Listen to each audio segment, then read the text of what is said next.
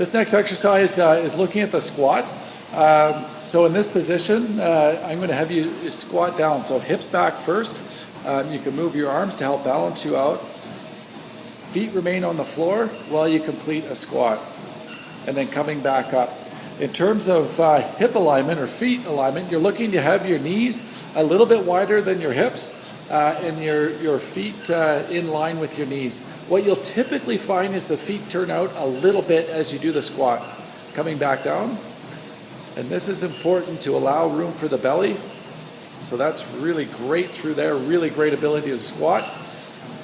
And then coming back down one more time. What we're also looking for is in the lower back that you remain very straight in the lower back, that it does not tuck under. Okay. Now, if you have difficulty doing this, which most people will, some of the tightness can come from your heels. So if you could do a squat, I'm going to have you do a squat first without the mat.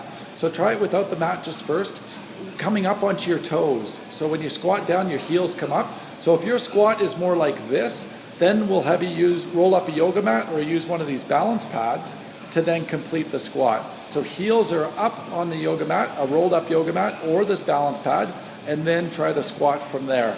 This will allow you to comfortably do the squat and start to improve that calf flexibility. Another way to improve the calf flexibility is to do a calf stretch, which you can do by using a yoga block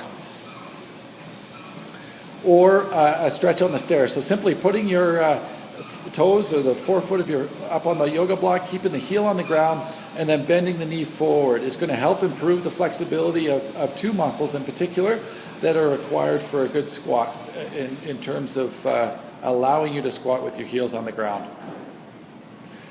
The other area that you may find that you're tight in is in the hamstrings. So to start with the improving your hamstring flexibility, placing your hands on your quads and doing a mini squat. So squatting just a little bit, maintaining a good arch in the lower back, and from there straightening the knees.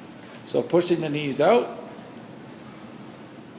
That's it. And from there, you're looking to maintain a good arch through the lower back while achieving a good stretch in the hamstring. So this is a really safe and great way to stretch your hamstrings.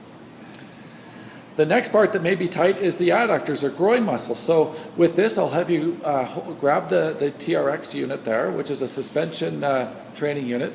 At home, if you don't have a TRX, you can certainly use the kitchen sink or counter surface is a great one. For this exercise, feet will be apart a little bit, and then from there, so wider than your hips for sure, and you're just going to start by leaning one side and then onto the other side. Just like that. So one side to the other side. And this will stretch out the adductor muscles, which are often tight. Again, one of the goals of going through pregnancy is trying to keep the hips loose and the hip external rotators, glutes, adductors, hamstrings loose and flexible. Okay, now from there, you can also use the kitchen sink or this TRX unit if you have it to start working on squats as well. So hips back first and start with some smaller squats. The key with this is that you maintain a good small arch in the lower back. So lower back to pelvis as you squat down. And as you start to loosen up, knees are a little bit farther apart than your pelvis. Heels on the ground, and you can start to go deeper and deeper into the squat position. And ideally, as we saw when we first started, you get to a point where you're able to do a full squat with your feet on the floor and not needing to hang on to the kitchen sink, counter, or TRX unit. This squat is important to do frequently or periodically throughout the day, I should say. And once you can get it, try and maintain it through the length of your pregnancy.